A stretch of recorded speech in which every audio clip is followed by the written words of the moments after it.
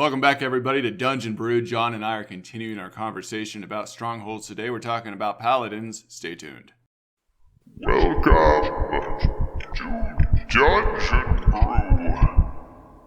All right, everybody, welcome back. Today we are talking about the Paladin class and looking at the Stronghold that they may gain as a player, that they may adventure to in terms of regard to a PC, or the antagonist Stronghold for the Paladin that they may try to overcome.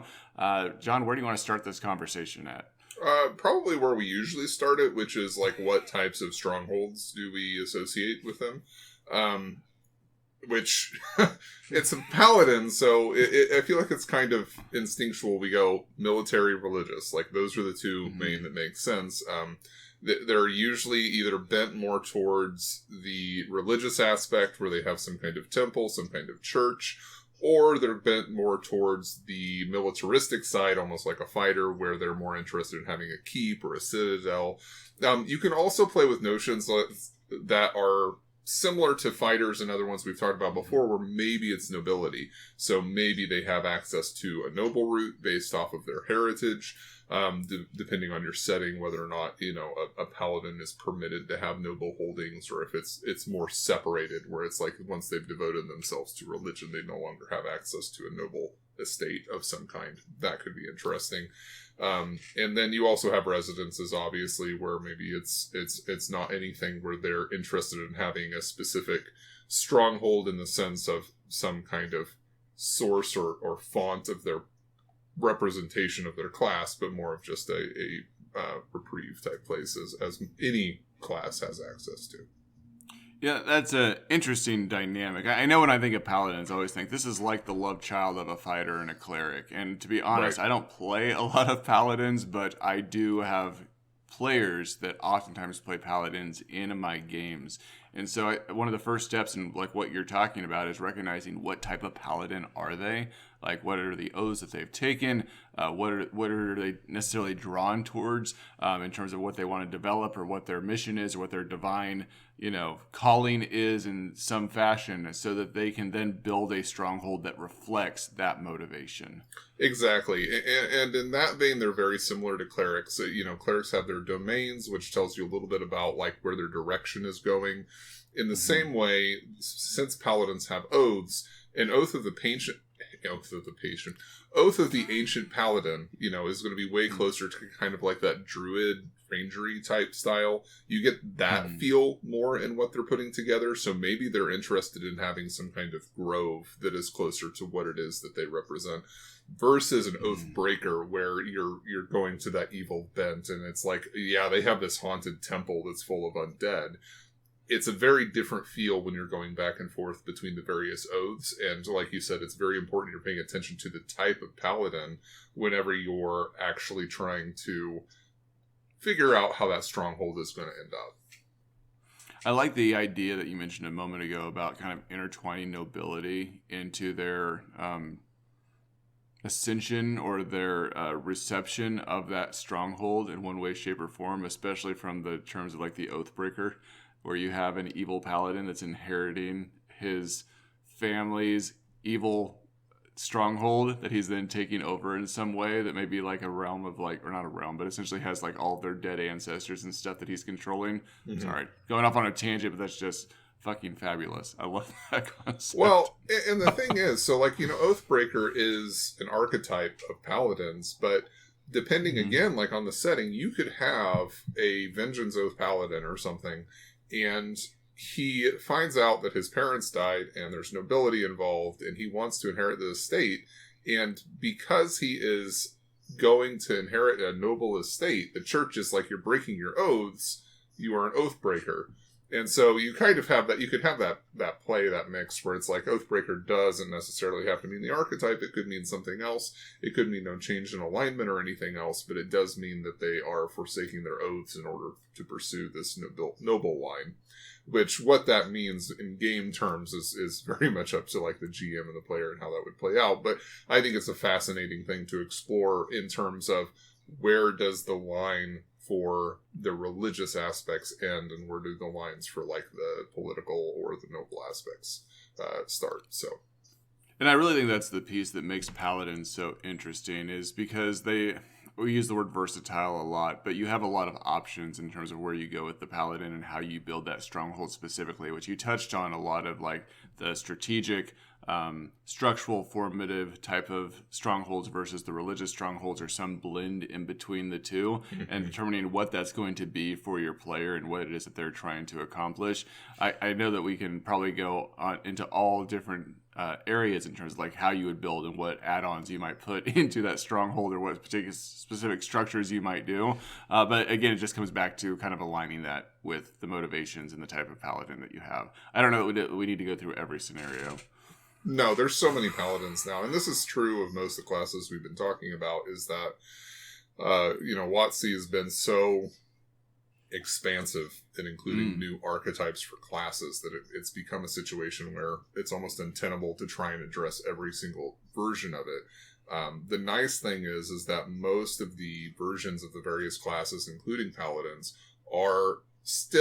they still fit into these niches of some kind of like alignment, some kind of religious, and then it's like they're picking up and playing with other elements from other classes, and eventually you just end up with something where it's like, it's a paladin mixed with a druid, or it's a paladin mixed with a fighter, and you can take those pieces and you can have something that is very interesting at the very end of it. So.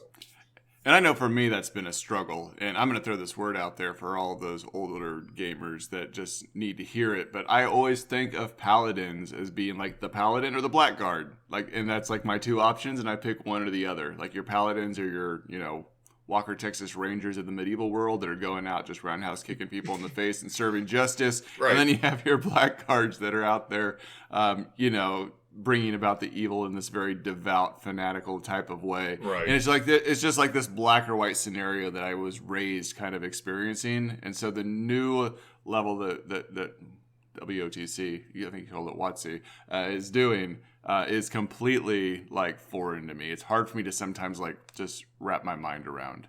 Yeah, and that's definitely what paladins do. They go around and kick people in the face. So, moving on from that, though, moving on from the player stronghold, which we've talked about a bunch about how you get them. It's like you have the connection with the religious community. Paladins have the connection maybe with the military community. They might have a connection with a noble community. So they're either inheriting it in some way, they're getting permission from one of these institutions in order to found their own, or they're reclaiming it from an entity that they think is undeserving, or in the same vein, they're reclaiming it because it's a ruin or something, and they're trying to bring life back into whatever this previous structure was. But ultimately, it becomes the NPC in some way that affects how they get that stronghold. Usually they just don't stumble across it. It's through a quest, it's through permissions, it's through some other venue that they eventually come across their stronghold. So let's start talking a little bit about NPCs in terms of strongholds. Yeah, so when you're coming into an NPC stronghold that is built around this paladin template, I oftentimes think that you are going to see things presented there based, again, on that order of the particular sect. So, you might have specific shrines built to them, temples built to them. Maybe your armory is built with the inscription of whatever the potential god is that they're worshiping. But they're going to step into a place where you're going to immediately come in and have that flavor, that feel of this god, right. How they're dressed, how they're speaking, what things that they're chanting, their calls to arms. All these things are going to reflect that. They may even have their little special adages or idioms that they speak back and forth to each other that reflect that as well, just in terms of the interactions you're going to have and the missions that you're going to receive from the NPC in that stronghold. In terms of the quest givers, are going to reflect the values or the dogmas of that specific sect as well. And I talked about this in the monk video, but monasteries are full of monks. I don't know that this is necessarily true when it comes to a paladin stronghold. Like you said, it's the fighter cleric baby. So there's going to be religious aspects to this, definitely, but there should also be some military aspects to it as well. So you may have soldiers in there who maybe are followers of the god that the paladin happens to worship. But they don't necessarily have, they're not necessarily paladins. They're not necessarily clerics. They could just be devotees of that god. They're warriors who give tithes to 𝐷 because that's what it is that they do. They don't have any religious or divine ability because of that. And I think that that's important to realize as well, that there is that separation that exists kind of where suddenly the people who are a part of this stronghold aren't all necessarily religious or divine figures in the same way either.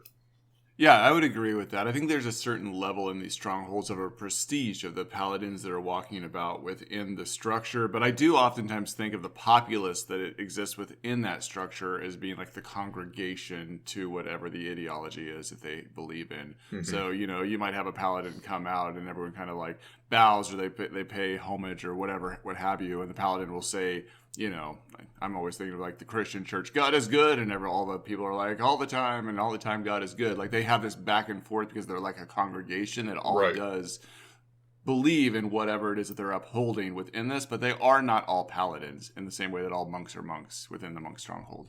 Right. So in terms of quests that you're going to find in a paladin stronghold, I think that this is going to be a similar vein that we talked about in the fighter one, where paladins can handle a lot. They could probably handle some things arguably better than fighters because they've got a deeper well of options just in terms of the magic that they have access to. But they suffer from the same issue where they don't understand the arcane. They're limited in their magical prowess. So they may have some clerics that are part of that stronghold, but again, it's like they may not be able to handle everything arcane. There's also the tenets of their belief that we talked about with the monk stronghold, where there are certain things they may not be willing to do or not be allowed to do based off of the oaths that they've taken. And as a result, they don't permit their followers or their devotees within the stronghold to take on certain tasks. And this is where the party enters in. They handle things that the religious community within the paladin stronghold simply don't understand or don't have the ability to overcome, usually arcane in nature. Or they're taking on tasks that the religious community is not willing to undertake because of oaths that they've taken that prevent them from doing so. Yep, that all makes sense. All I can think of is I can never be a paladin. Like, the only oath I'm ever going to take is not to take any oaths. Like, that's... I promise not to make promises. I promise not to make any promises. Let's talk about the antagonist that is Stronghold. Let's say that our adventurers want to go into a stronghold. And I think one of the struggles in this is that we always think of our adventuring party as being good, moving against an evil force in some way. And it can be the inverse of that. So you could have an evil party that is then overcoming a stronghold that has good paladins or any... alignment of paladins in there that doesn't necessarily have to follow this good-natured type of directive. So if we're looking at that, go ahead. I was going to say, I don't know why this hasn't occurred to me before, but I feel like that this is a good example of this would be the Crusades, right? Mm-hmm. The religious war that exists between, Christians and Muslims and, all that stuff that happened in the Middle East. Neither one was necessarily good or evil in that scenario. It's just one religious faction fighting another religious faction. And I think that, like you said, it doesn't have to be good or evil or anything in between. It's just that they disagree in their beliefs. And so this could definitely be an aspect of the campaign where it's like, no good, no evil. You are a religious figurehead who's trying to take a stronghold from a different religious figurehead in order to claim it for your particular deity. And I think that that's a fine way to approach this, and then you can kind of add whatever flavor you want to add on top of that, but it doesn't have to be defined by a moral code of good and evil. Mm-hmm. And I think that opens up a lot of options for the GM as they're trying to set this up and looking at the stronghold and how they want to maybe have lair actions developed and that type of thing too, is recognizing that I don't have to just follow like this particular concept of what a paladin is, which I, again, suffer with. Because I'm like, oh, no, paladins are good. They're always good. They're lawful good. Because that's that old school thinking. Yeah, it's like if they make any mistake, if they lie or whatever, it's like suddenly they're in trouble. So, definitely. And so approaching the stronghold, right? Where you're going to approach that stronghold potentially in the same way you would approach a military stronghold, which we talked about with the fighters, where the traps don't necessarily have to be traps in the same way that there's something hidden or secretive about it. There are defenses in place. This defenses in general should be pretty obvious, but there could be hidden defenses where it's like you see the parapets, you see the crenellations, you don't necessarily see the oil pots that are hiding behind the crenellations that are going to fall on your head if you approach from the wrong direction. You don't necessarily see the murder holes overhead when you approach underneath the gate and they start dropping oil or rocks or hot sand or tar or whatever it is on top of your head. There's a variety of ways to include traps into a militaristic stronghold that can make them interesting, without necessarily requiring the traps to be, you stepped on a tripwire and a spike shoots out or a poison bolt or something. You can make it a lot of fun. And where my mind goes to, honestly, in terms of looking at these things within a paladin stronghold specifically, is having like your barriers that can like pop up and around that only prevent certain alignments to pass through, that can protect the paladin or your 𝐵𝐵𝐸 there in the center. So maybe only certain party members can make it through that in order to attack him, and other ones are then restricted by a barrier, restricted by movement in some way. You may also have holy lights that are kind of coming down that are cleansing. Oh my God, I've just been cleansed by my sins or some shit in the center of it. That's like impacting the course of battle. But those types of things, unholy things, bane, whatever it is that's coming down, like those different types of spells that are also interactive, that are divine in nature, that are changing the scope of battle based on alignment or even dogmas or theologies that the characters may hold or that's specific to the 𝐵𝐵𝐸 that they're fighting. Right, which could be interesting. And most of those things, I mean, you have to be judicious about it. So it's like there has to be a way to get over it. If you've got a party of, 4 fighters who are going to assault the paladin and they've got religious protections, the fighters aren't going to be able to get through it. But if you've got, a wizard or something like that that can cast dispel magic and break through the barriers, it makes things a little bit different. So you have to be careful with that. But in the same way, you can have other religious figures. So you can have clerics that are supporting the paladin that are a part of the same religious organization. They cast sanctuary on themselves, and then they start casting healing spells on their leader in the center. And it's like you're having to overcome the sanctuary to even target the healers in order to do anything against them, because you're just protected all the time. So you can definitely add levels of difficulty for this type of assault, which I don't think we've gotten to in a lot of the other videos we've been doing on Strongholds. In terms of that, we usually focus quite a bit on lair actions rather than on strategy, but strategy is definitely a fun one to talk about. Well, I always like inventing new lair actions too. Maybe the sanctuaries only pop up for a round or something as a lair action and then disperse after, 1d3 rounds or something along those lines. When you said other religious figures there for a moment, though, it was such a funny image. I had an image of them like summoning old religious figures from the past, like plopping out of the sky. I summoned the Pope.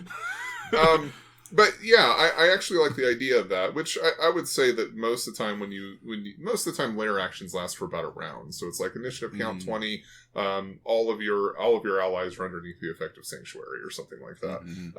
And like you said, it could be something similar where it's like, okay, initiative count 20, you could take the old version of like the smite spell, or smite good or smite evil, where it used to be like this rain cloud that would come down over all of your enemies. And so anybody who's not a devotee of your particular deity is subject to a saving throw where they take damage, which gets into that avatar, gets into that idea that only people who are devotees of this particular deity are permitted to be on this holy ground or this unholy ground, or however you want to do it.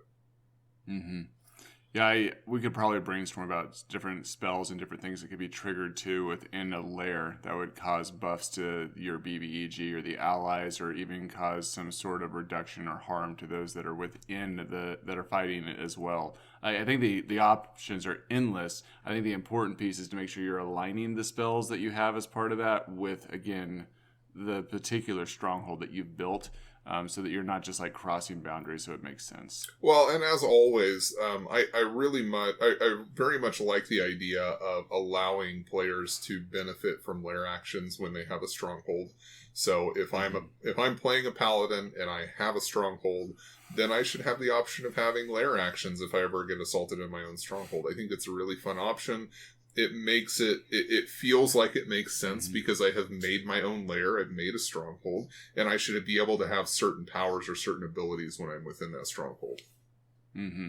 Yeah, as an Oathbreaker, I go around and I collect the bones of all the past saints so that I can summon them in the course of battle in my lairs. Yeah. Just a little bit of that is fine. All right, so do you have anything else on your end, Joshua? I don't. No, that's been a great conversation. All right, so if you haven't already, please like and subscribe. Hit the notification bell so you know when the next video comes out. Anything you do like that definitely supports the channel and helps us to grow. And we will catch you in the next one where we talk about Rangers. DungeonBrew.